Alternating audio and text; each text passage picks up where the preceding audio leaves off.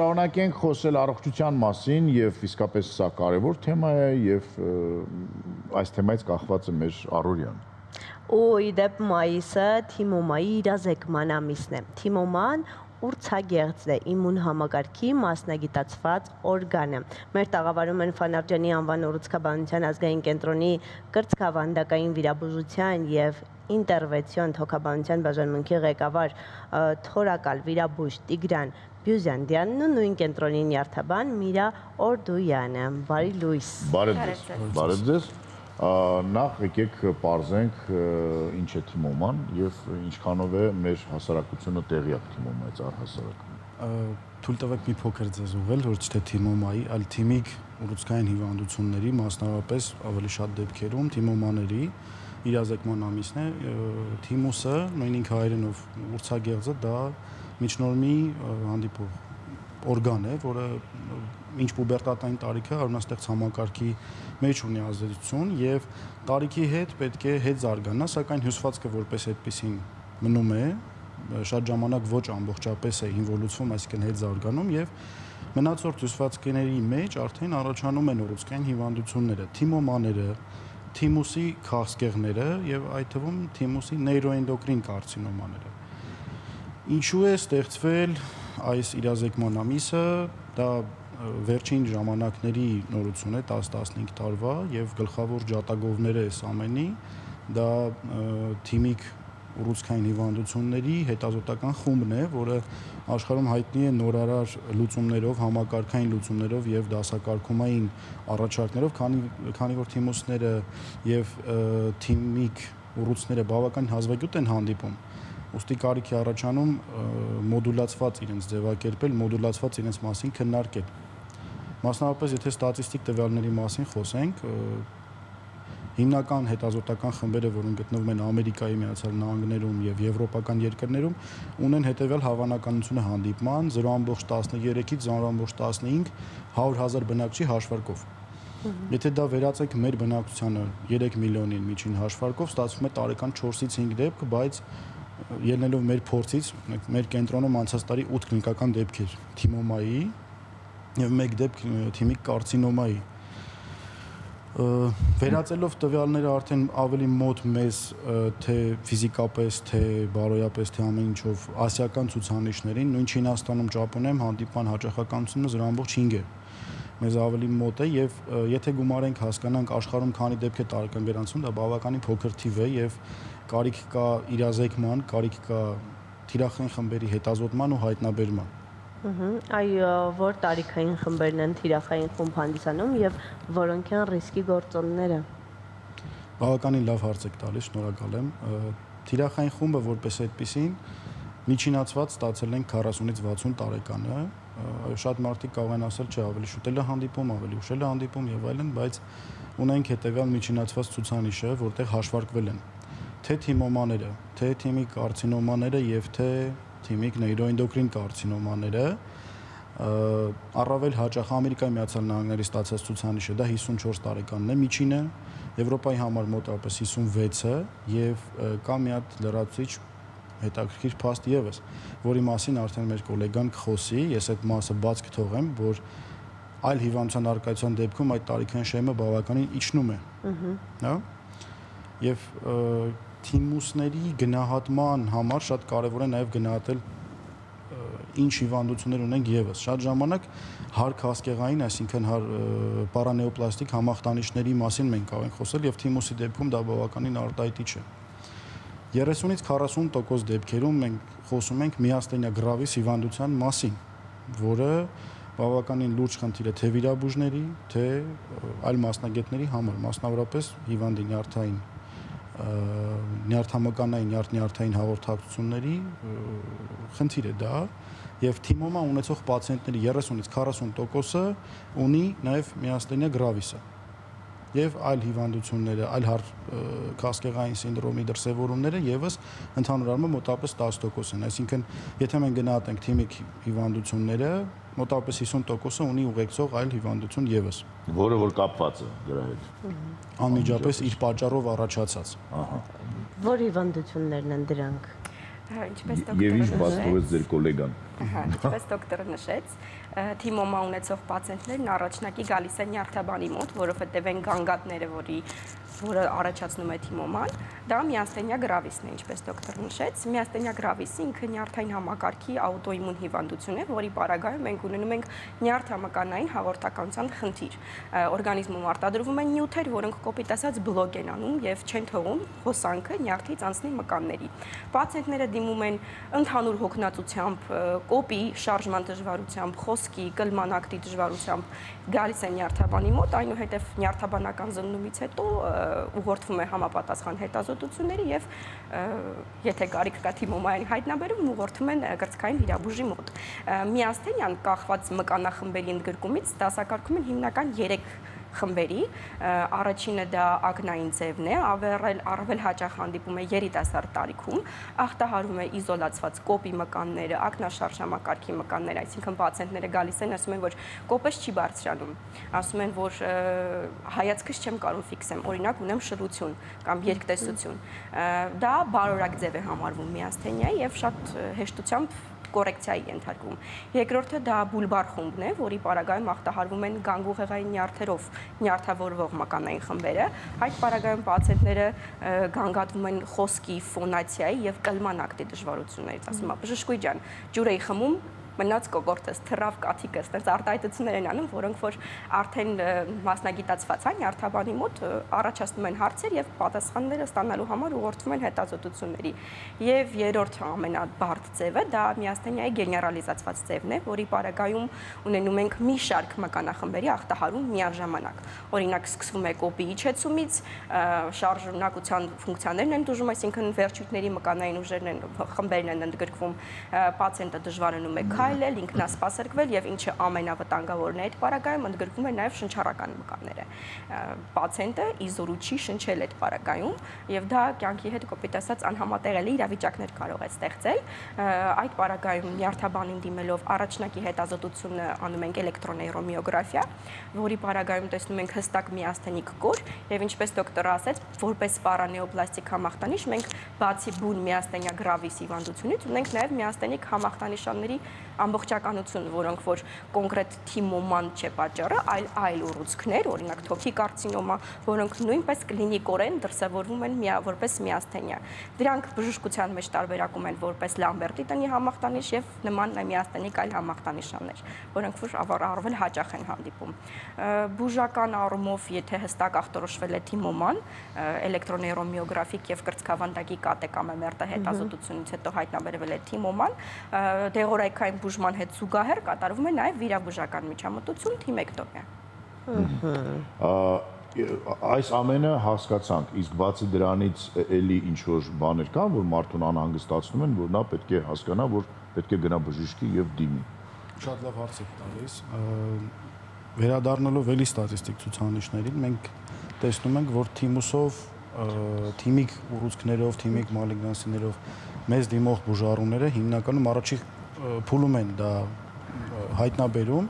եւ կապված է արդեն վաղ գանգատների առաջացմամբ։ Լինում են մեխանիկական ճնշման զգացողություններ, այսինքն կրծքավանդակում անհանգստացնող զգացողություններ, ցավ, ճնշման զգացողություն, ծանրության զգացողություն եւ այլն, ինչպես նաեւ վերադառնալով անատոմիայի, այսինքն տեղագրական ցուցանիշներին,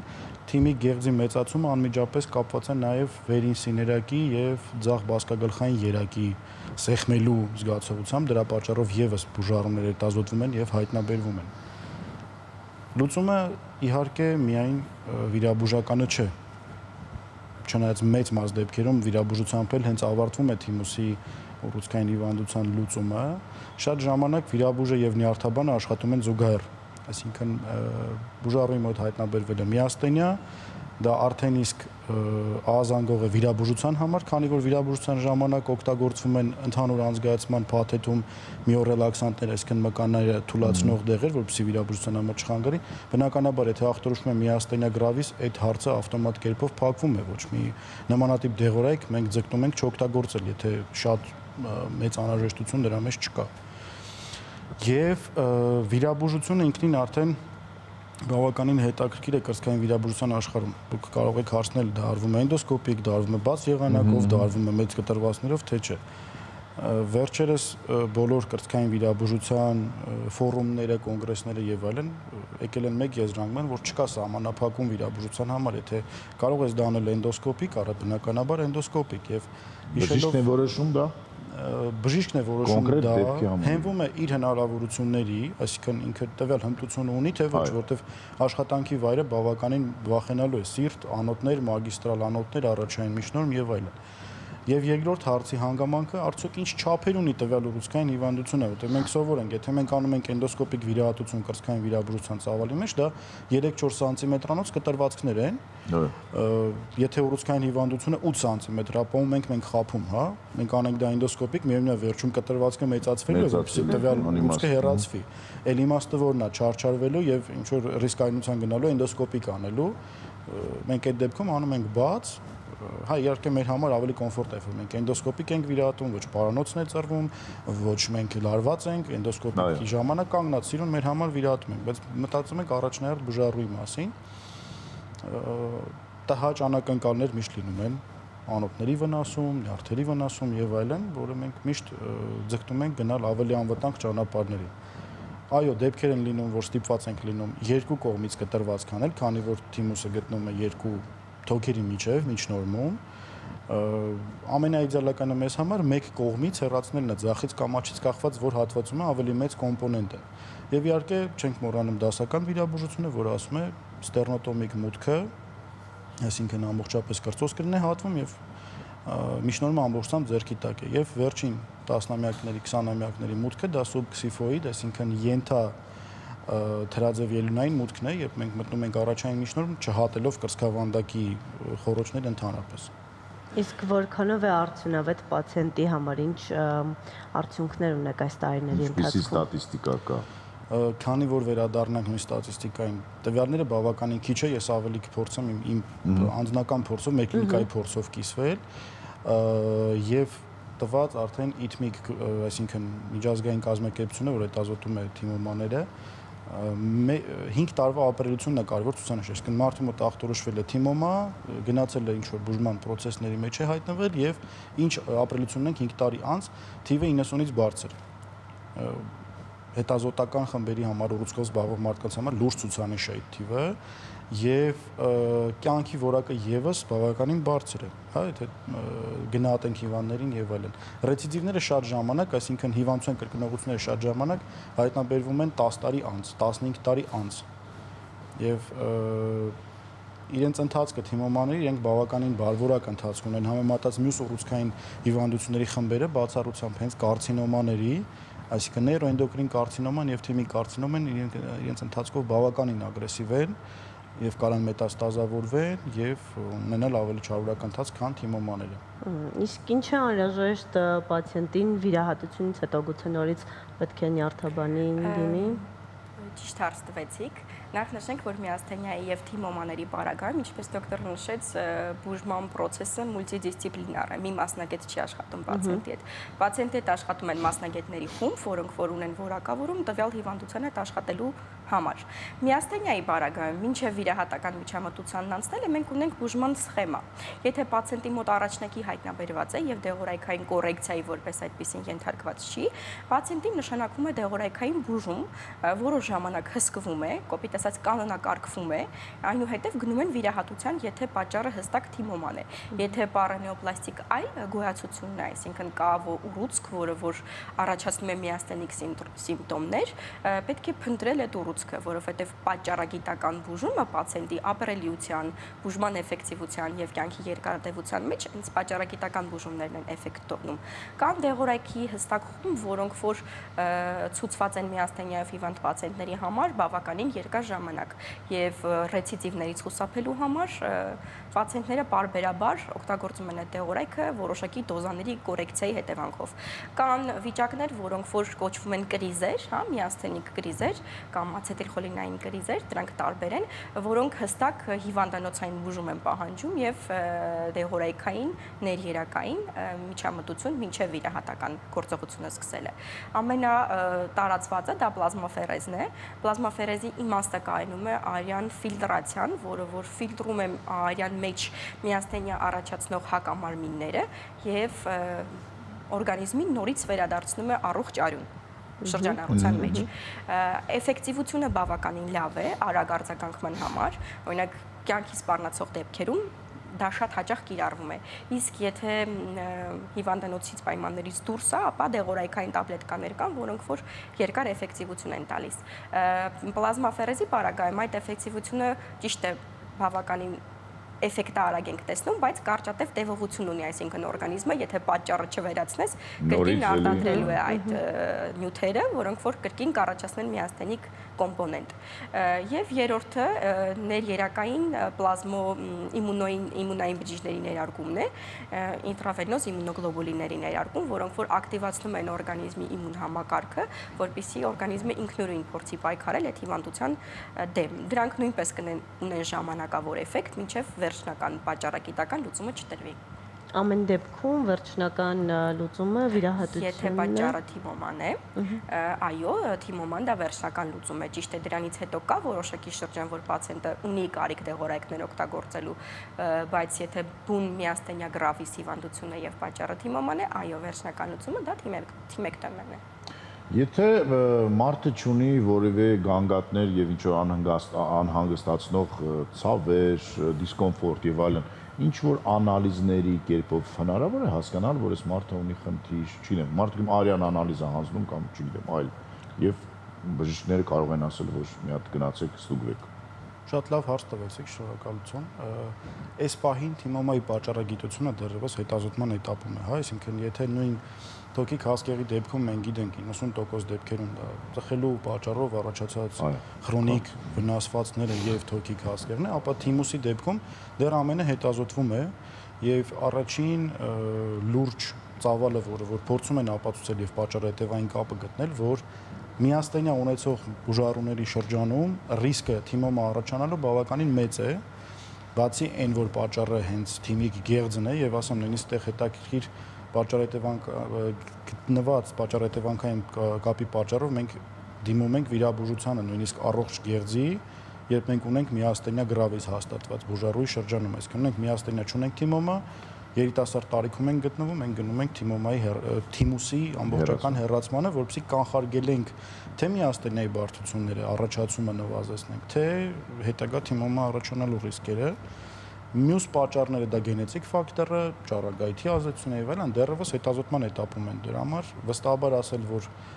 այս մարդը պետքա գնա պրոֆիլակտիկ հետազոտման, իսկ այս մարդը չէ,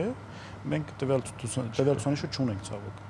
Հասկանալի։ Բժշկոյյան ինչ խորհուրդ կտաք բոլոր նրանց, ովքեր այս պահին ունեն այս հիվանդությունը, այս ուղղությունը։ Ես կասեմ նրանց, որ նրանք մենակ չեն այդ պայքարի մեջ, կան պրոֆեսիոնալ մասնագետների թիմ, որոնք որ միշտ պատրաստ են իրենց օգնել, աջակցել, ցանկացած հարցի դեպքում կապի լինել իրենց բուժող բժիշկների հետ, չամաչել, չվհատվել, դա վերջնական կյանքի դիագնոզ չի, դա խնդիր է, որի դեմ կա պայքարելու, այո, կա պայքարելու տարբերակներ։ Շնորհակալություն։ Շատ շնորհակալություն, լավ օրենք ձեզ մաղթում, եղեք առողջ եւ եղեք ուշադիր ձեր օրգանիզմի նկատմամբ եւ արդեն ասել ենք այսօր, որ այդ դեպքում ձեր օրգանիզմը ձեր նկատմամբ կլինի ուշադիր։